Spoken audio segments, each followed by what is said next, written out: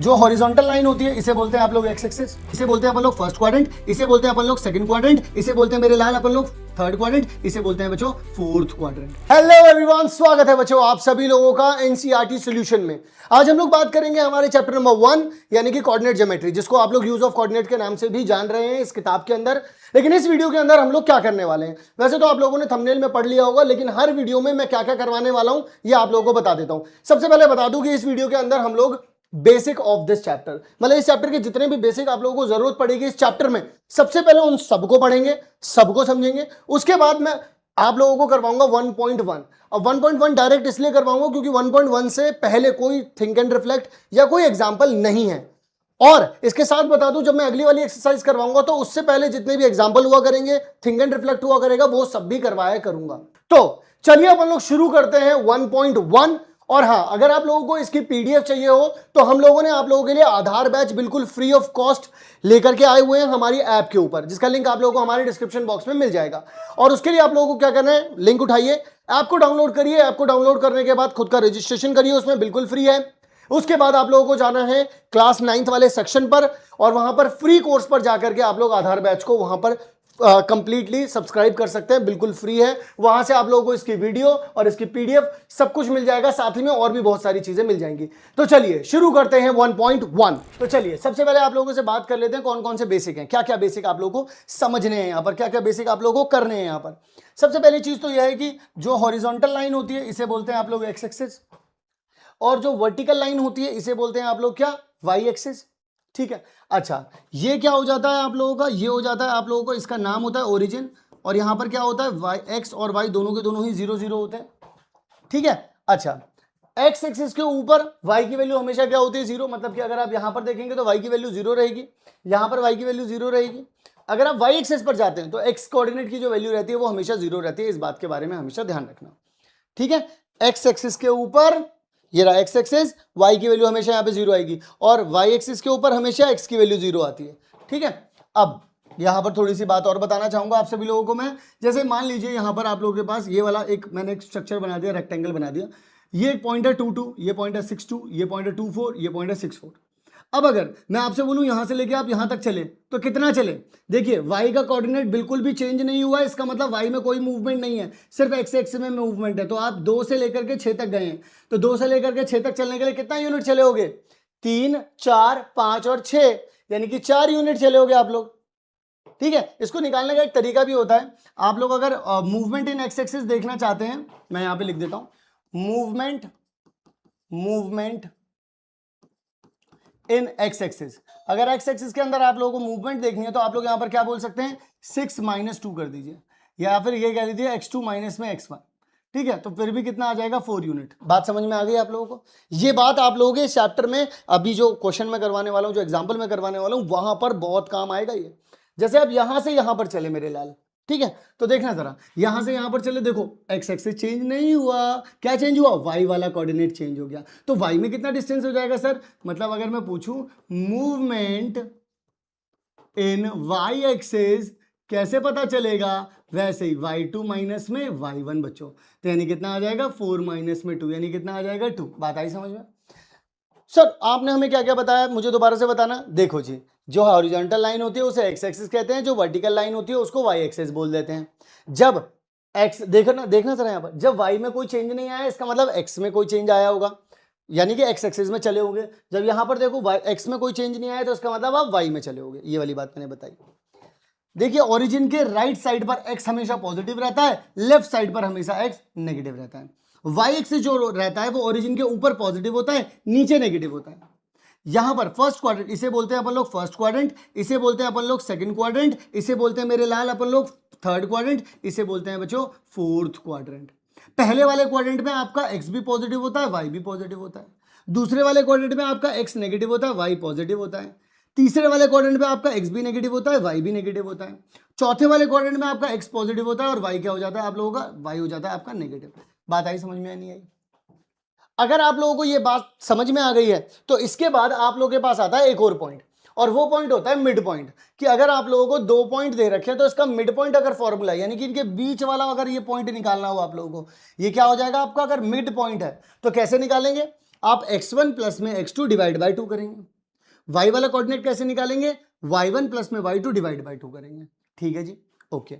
यहां पर आ जाओ, जब कहीं भी डिस्टेंस निकालना है दो पॉइंट के बीच में तो क्या करना है, यहां पर लगाना है अंडर रूट, लिखना है x2 माइनस में x1 का होल स्क्वायर प्लस में y2 माइनस में y1 का होल स्क्वायर। सर मुझे समझ नहीं आया, आपने मुझे एक एग्जांपल से समझा दो तो मैं ना बड़ी जल्दी समझता हूं, मैं बहुत तेज हूं। तो देखो जरा, यहां पर मैंने यहां पर 2 और 3 एक पॉइंट रख दिया यहां पर, और यहां पर 7, यहां पर मैं लिख दिया 6 और 7। ठीक है, तो अगर मिड पॉइंट निकालना है इसका, मिड पॉइंट, तो मिड पॉइंट मैं MP लिख देता हूं मिड पॉइंट को। तो आप क्या करेंगे, यहां पर x1 प्लस में x2 डिवाइड बाई 2, साथ ही में यहाँ पे चलो वैल्यू निकाल देता हूँ इसकी, ये वाली क्या हो जाएगी, x कोऑर्डिनेट हो जाएगा, तो 8 डिवाइड बाई 2 हो जाएगा, यानी कि 4 आ जाएगा, यानी कि x वाला कोऑर्डिनेट कितना हो जाएगा, 4 हो जाएगा, यानी कि यहाँ पर जो कोऑर्डिनेट आएगा 4 कोमा, अभी y का भी देख लेते हैं, y के लिए देख लेते हैं, y के लिए क्या हो जाएगा, y1 प्लस में y2 डिवाइड बाई 2 आ जाएगा, यानी कि 10/2 आ जाएगा, यानी कितना हो जाएगा आप लोगों के पास यहाँ पर 5 आ जाएगा, यानी y की वैल्यू कितनी आ गई, 5 आ गई, यानी कि ये 5 आ गई, यानी कि इनका जो मिड पॉइंट आ रहा है वो कितना आ रहा है, 4 5 आ रहा है। वहीं पर डिस्टेंस अगर निकालना पड़ जाता तो क्या करते, तो डिस्टेंस के लिए अगेन देखिएगा, मैं यहाँ पर ले लेता हूँ 2 3 और यहाँ पर ले लेता हूँ यही 6 7। ठीक है, डिस्टेंस के लिए आप लोग क्या करते हैं, आप लोग लिखते हैं अंडर रूट के अंदर x2 माइनस x1, x2 ये रहा अपना, देखो इसको ले लेते हैं x1 और y1, और इसको ले लेते हैं बच्चों क्या, x2 y2 ले लेते हैं। अब कितना आ जाएगा, 6 माइनस में 2 का कितना आ जाएगा, होल स्क्वायर प्लस में y2 कितना है 7 और y1 कितना है 3। तो चलिए जरा यहाँ पर लिख देते हैं अंडर रूट में, देखो 6 में से अगर 2 गए तो कितने बचे, 4, और यहाँ पर करना पड़ेगा फिर हमें 4 का स्क्वायर प्लस में 7 में से अगर 3 गए तो भी बचेगा कितना, 4, 4 का भी स्क्वायर करना पड़ेगा। यहाँ पर देखना जरा, 4 का स्क्वायर कितना आ जाता है 16, फिर से 4 का स्क्वायर करेंगे कितना आ जाएगा 16, 16 और 16 कितना हो जाता है 32 हो जाता है। इतना इसे हम ऐसे लिखेंगे, अंडर रूट में 32 यानी 32 यूनिट, बस दैट्स इट। सर रूट को भी सॉल्व करेंगे, वो मैं आगे आप लोगों को सिखाऊंगा किस तरीके से रूट को सॉल्व करेंगे। यहां तक की कहानी आप लोगों को समझ में आ गई नहीं आ गई, ये वाली बात आप लोग मुझे बताते चलिएगा कि हाँ भैया समझ में आ रहा है सब कुछ, ठीक है ना। चलिए अब यहां पर अगर मैं बोलूं कि डिस्टेंस ट्रेवल इन एक्स एक्सिस, अगर आप लोगों को कभी भी कोई पूछे कि जी एक्स एक्सिस में कितना डिस्टेंस ट्रेवल हुआ है जी, तो सिर्फ एक्स वाले कोऑर्डिनेट की बात करना, एक्स वाले कोऑर्डिनेट में पहले कितना था बाद में कितना है, बस इसके ऊपर ही ध्यान रखना। आई बात समझ में, मतलब मेरा कहने का ये है मेरे लाल कि अगर यहां पर 2 3 दे रखा है और यहां पर कुछ 6 7 दे रखा है, तो आपसे कोई ये पूछे कि मूवमेंट बताओ मुझको, मूवमेंट बताओ मुझको एक्स एक्सिस में, तो सिर्फ आप इसको देखना और सिर्फ आप इसको देखना। समझ गए मेरी बात, ठीक है। अच्छा फिर distance travel in y axis, तो आप सिर्फ क्या देखना, जैसे यहां पर 2 3 रख दिया और यहां से यहां पर गए तो कितना आ जाएगा आप लोगों के पास 6 7 आ गया, तो क्या करेंगे आप ये देखेंगे और ये देखेंगे, समझ गए। तो सिर्फ आप y वाले कोऑर्डिनेट देखना, समझ गए, क्लियर है ना यहां तक। चलो आओ, इसके बाद if no change in x axis, मतलब अगर आप कभी देखते हैं एक जगह से दूसरी जगह गए लेकिन एक्स कोऑर्डिनेट चेंज नहीं हुआ, सिखाया था ना अभी पहली वाली स्लाइड में, एक्स कोऑर्डिनेट चेंज नहीं हुआ, अगर एक्स कोऑर्डिनेट चेंज नहीं हुआ, देखो यहां पर 7 11 है 7 13 है, अगर एक्स कोऑर्डिनेट चेंज नहीं हुआ तो movement happen in y axis. अगर x के अंदर कोई चेंज नहीं हो रहा है तो मूवमेंट कहां हो रही है, y एक्सिस में हो रही है। और अगर कोई भी मूवमेंट नहीं हो रही है y में, देखो यहां भी 11 है y में, यहां भी 11 है, तो इसका मतलब मूवमेंट कहां हो रही है, x में हो रही है।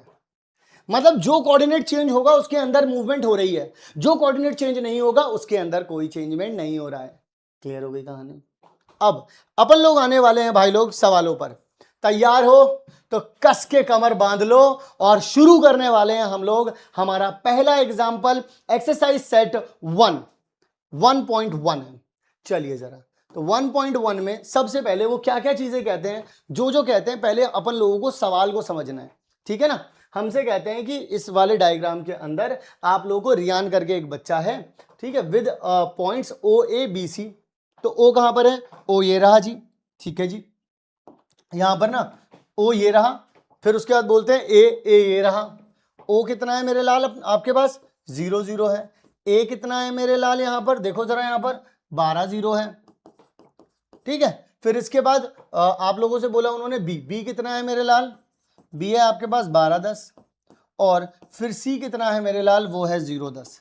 क्या ये बात समझ में आ गई, ये रहा सी, OABC, क्लियर है। अब इससे जुड़े हुए सवाल पूछेंगे वो हमसे, आओ जरा करते हैं सवालों को।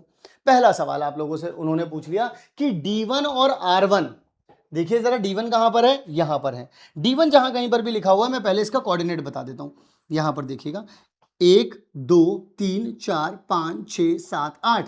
तो ये क्योंकि देखिएगा ये ओरिजिन है और मैं राइट साइड की तरफ जा रहा हूं बच्चों, राइट साइड की तरफ जा रहा हूं। राइट साइड की तरफ क्या होता है बच्चों, एक्स एक्सिस होता है। तो एक्स एक्सिस के ऊपर वाई की वैल्यू कितनी होती है बच्चों, 0 होती है, ये बताया था मैंने अभी। तो ये पॉइंट क्या हो जाएगा, 8 0 हो जाएगा।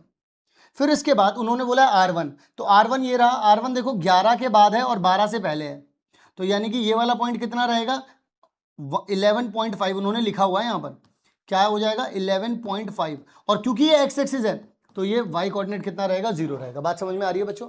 दोबारा बताता हूं, ये एक तरीके से वाई एक्सिस ली गई है, ये एक्स एक्सिस ली गई है, ये ओरिजिन ले लिया गया है। तो ओरिजिन तो यहां पर एक्स एक्सिस में पॉजिटिव की तरफ चल रहा है और ये वाई एक्सिस में पॉजिटिव की तरफ चल रहा है। ये आपका एक्स एक्सिस है, ये आपका वाई एक्सिस है बच्चों। तो यहां पर आप लोगों के जब कभी भी कोई सा भी पॉइंट अगर आप इस वाली लाइन पर निकालोगे तो वाई की वैल्यू हमेशा बच्चों 0 आएगी। क्यों? क्योंकि एक्स कोऑर्डिनेट के ऊपर, सॉरी एक्स एक्सिस के ऊपर वाई की वैल्यू मेरे लाल होती है 0। बात आई समझ में? ठीक है, अब क्या पूछते हैं वो आपसे, how far the door from the left wall, यानी वाई एक्सिस। ये आपकी लेफ्ट वॉल है बच्चों, यहां से आपका जो डोर है, यहां पर ये ना पूरा डोर रहा है आपका, ठीक है, डोर है ये। तो यहां से ये डोर कितनी दूरी पर है, अगर आप लोग देखेंगे तो 1 2 3 4 5 6 7 और 8, यानी कि 8 यूनिट की दूरी पर है। तो यानी कि अपन लोग इसका आंसर क्या लिख सकते हैं भाई, 8 यूनिट की दूरी पर है। अब आप में से कुछ लोग सोचेंगे कि सर मैं तो ये नहीं समझ पा रहा हूं कि मैं लिखूंगा कैसे। टेंशन मत लेना भाई, लिखने का भी पूरा इंतजाम करके लेकर के आया हूं, बिल्कुल टेंशन मत लो। पहले तो सिर्फ इस क्लास के अंदर समझने के ऊपर फोकस करना, लिखने का सारा काम भी इसी क्लास में करवा दूंगा, बिल्कुल टेंशन लेने की जरूरत नहीं। जो लिखवाऊंगा वही अपनी आंसर बुक में भी, अपने जो स्कूल से होमवर्क मिलेगा वहां पर ये सारी की सारी चीजें आप लोग लिख सकते हैं। समझ गए? समझ गए ना? तो देखो यहां से लेके यहां तक की दूरी कितनी है भाई, 8 है। उसके बाद उन्होंने पूछा है how far the door from the x axis. ये डोर तो मेरे लाल एक बात बताना, डोर तो ये एक्स एक्सिस था आपका, ये डोर तो एक्स एक्सिस पे ही बना है, और जो चीज एक्स एक्सिस पे ही बनी है वो एक्स एक्सिस से कहां दूर होगी, बिल्कुल भी दूर नहीं होगी। इसका मतलब हाउ फार जब ये पूछ रहा है कि कितना दूर होगा, तो इसका जवाब आ जाएगा 0 यूनिट दूर है।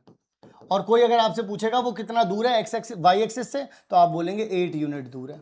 बोलो भाई लोग, समझ में आई बात या नहीं आई? इसको लिखने का तरीका क्या रहेगा हमारा, इस तरीके से, the room door lies on the x axis, so it's distance from x axis is 0 unit. लिखा हुआ है, सब कुछ लिख करके दे रहा हूं। यहां पर मेरा काम सिर्फ ये है, मैं आप लोगों को कॉम्पिटेंस, क्योंकि ये सारे कॉम्पिटेंसी बेस्ड क्वेश्चन है, मैं आप लोगों को एक भी कॉम्पिटेंसी बेस्ड क्वेश्चन में नहीं अटकने दूंगा, समझाऊंगा। तो इसीलिए मैंने समझाया, दरवाजा ही अगर एक्स एक्सिस पर है, यही एक्स एक्सिस है, यही दरवाजा है, तो कैसे दूर हो जाएगा, नहीं हो जाएगा। लेकिन यहां पर अगर कोई वाई एक्सिस है तो वहां से इस दरवाजे की दूरी तो नाप सकते हैं ना, दीवार से तो दीवार से यहां तक की दूरी कितनी निकल गई, 8 यूनिट निकल गई। ठीक है ना, वो भी समझ में आ गई सब लोगों को। तो क्योंकि D1 आप लोगों का कितना निकला है, D1 निकला है आप लोगों का 80 और R1 आप लोगों का कितना निकला है 11.50। क्लियर है? सो डोर बिगिंस, डोर शुरुआत कहां से होगी, 8 यूनिट के बाद से होगी। ठीक है ना? चलो जी अगला सवाल में कहते हैं D1 का पॉइंट बता दो। D1 यानी कि ये रहा, D1 का पॉइंट क्या हो जाएगा, वो तो 80 ही हो जाएगा ना।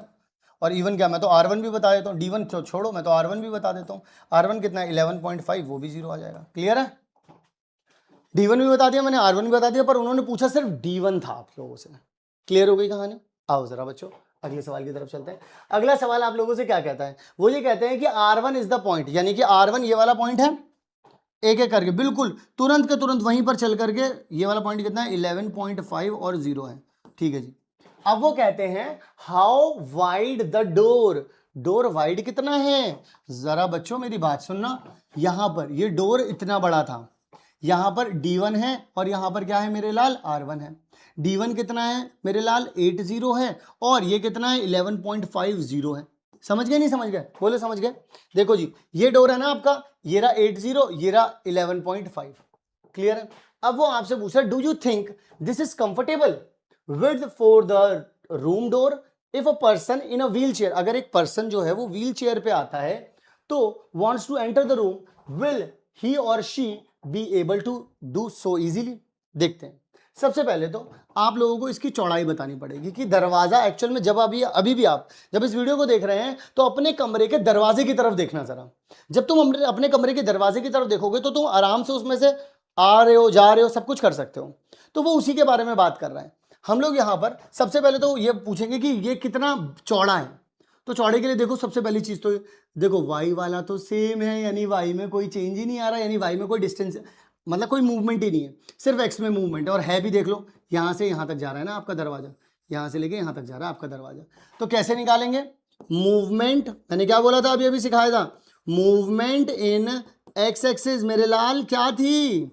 वो थी मूवमेंट थी x2 माइनस में x1, यानी कि 11.5 माइनस में 8, यानी कितना आ जाएगा 3.5 यूनिट। अब क्योंकि वो बोल रहे हैं कि क्या इतनी सफिशिएंट होगी नहीं होगी, तो अपन लोग क्या मान लेते हैं 1 यूनिट को, ठीक है, 1 यूनिट को मान लेते हैं 1 फीट, 1 फीट मान लेते हैं। और 1 फीट के अंदर कितने इंचेस होते हैं? 12 इंचेस होते हैं। क्लियर हो गई बच्चों बात? इस चीज को आप लोग ध्यान में रखिएगा। क्या बोला मैंने? 1 यूनिट को मैंने क्या मान लिया? 1 फीट। इसका मतलब अगर ये 3.5 यूनिट थे तो दरवाजे की चौड़ाई कितनी हो गई? 3.5 फीट। तो 3.5 फीट की चौड़ाई हो गई दरवाजे की, उसके अंदर तो आप लोग आराम से आ जा सकते हो। क्या व्हील चेयर भी आ सकती है? तो ये यस बिल्कुल आ सकती है। क्यों? इसका पीछे का रीजन बताता हूं। देखिएगा, आप लोगों ने डिस्टेंस निकाल लिया 3.5 यूनिट। उसके बाद आप लोगों ने क्या करा? आपने बोला 3.5 फीट। 3.5 फीट का मतलब होता है 42 इंच। जबकि इंडिया के अंदर जितने भी रेजिडेंशियल होम होते हैं, घर होते हैं, घरों में जो दरवाजे लगे हुए होते हैं वो 35 से 30 मतलब 30 टू 36 इंचेस, यानी कि 3 फुट चौड़े लगभग होते हैं।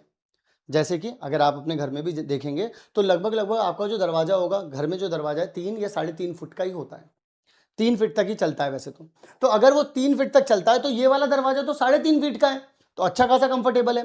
रही बात व्हील चेयर की, तो व्हील चेयर की जो स्टैंडर्ड चौड़ाई होती है जहां से हम लेकर के चलते हैं व्हील चेयर को, तो वो होती है लगभग 2.5 फीट के आसपास, यानी 2.5 फीट। 2.5 फीट का मतलब हो जाता है 25-26 इंचेस, ठीक है। और अगर आप उसे 32 इंचेस तक भी लेकर के चले जाएंगे तो भी कोई दिक्कत नहीं है, क्योंकि दरवाजा तो अपना चौड़ा है ना।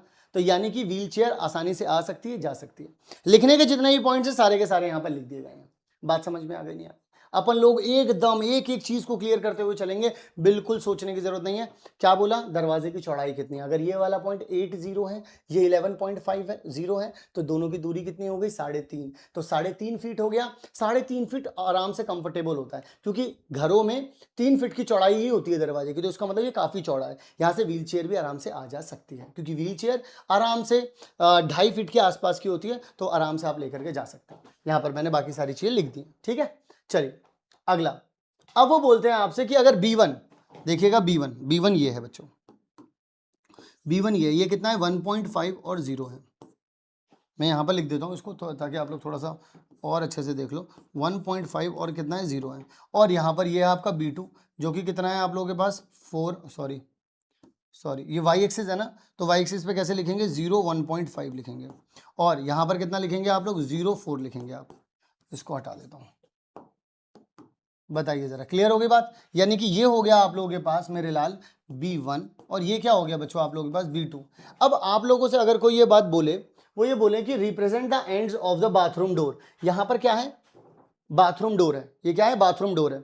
तो वो पूछना चाहते हैं is the bathroom door narrower और वाइडर, मतलब क्या ये छोटा है, मतलब चौड़ाई में छोटा है दरवाजे से? यहाँ पर जो दरवाजा लगा था ना, यहाँ पे दरवाजा 3.5 फीट का था, क्या यहाँ से होगा? जरा सुनो मेरी बात। अब अगर आप लोग थोड़ा सा ध्यान से देखेंगे तो यहाँ से लेकर के यहाँ तक की दूरी देखो, एक्स एक्सिस के अंदर तो कोई चेंज ही नहीं आ रहा। चेंज किस में आ रहा है? सिर्फ वाई में आ रहा है। तो वाई में चेंज आ रहा है तो हम लोग क्या चेक करेंगे? मूवमेंट। क्या चेक करेंगे मेरे लाल? मूवमेंट इन वाई एक्सिस बच्चों। तो वाई एक्सिस में क्या हो जाएगा? y2 माइनस में y1, यानी कि आप क्या लिखेंगे? 4 माइनस में 1.5, यानी कितना आ जाएगा आप लोगों के पास? 2.5 आ जाएगा। 2.5 यूनिट। अब 2.5 यूनिट को अपन लोग क्या लेकर के चलेंगे? 2.5 फीट। और अपने पास दरवाजा कितना था? 3.5 फीट का। ये कितना है? 2.5 फीट, यानी 2.5 फीट। ये कितना था? 3.5 फीट। तो इसका मतलब ये नैरोअर है as compared to this door. आई बात समझ में? भाई देखो, ये कितना चौड़ा है? ये है सिर्फ 2.5 यानी 2.5 फीट। ये कितना है 3.5 फीट। इसका मतलब इन दोनों के बीच में डिफरेंस आ रहा है, ये छोटा है चौड़ाई में, ये बड़ा है चौड़ाई में। यानी कि दरवाजा जब खुल रहा है तो ये वाला तो काफी चौड़ा, आराम से 2-3 लोग भी जा सकते हैं, लेकिन यहां पर ये छोटा है, 2.5 फीट है। क्लियर हो गई बात? बस यही बात यहां पर बतानी थी आप लोग। तो आई होप आप लोगों को इस एक्सरसाइज का हर एक क्वेश्चन समझ में आया होगा। थिंक एंड रिफ्लेक्ट भी बहुत अच्छे तरीके से समझ में आए होंगे, क्योंकि जनरली कहीं पर भी अगर अपन लोग सोल्यूशन देख रहे हैं तो वो सिर्फ एक्सरसाइज का ही मिल रहा है, थिंक एंड रिफ्लेक्ट का नहीं मिल पा रहा है। तो मैंने आप लोगों को वो भी करवा दिया है यहां पर। अब मैं मिलूंगा आप सभी लोगों से अगली क्लास में, तब तक के लिए आप सभी लोग अपना ध्यान रखिएगा। और दोबारा बता दूं, ये आधार बैच बिल्कुल फ्री है, इसमें एनसीईआरटी सॉल्यूशन के अलावा बहुत कुछ हम लोग अपलोड कर रहे हैं, और इसका लिंक आप लोगों को मिल जाएगा डिस्क्रिप्शन बॉक्स में। ऐप को डाउनलोड करिए, कैटेगरी सिलेक्ट करनी है क्लास 9 फ्री कोर्स के अंदर, आपको ये मिल जाएगा। मिलता हूं आप सभी लोगों से नेक्स्ट वीडियो में, तब तक के लिए आप सभी लोग अपना ध्यान रखिएगा। Love you all.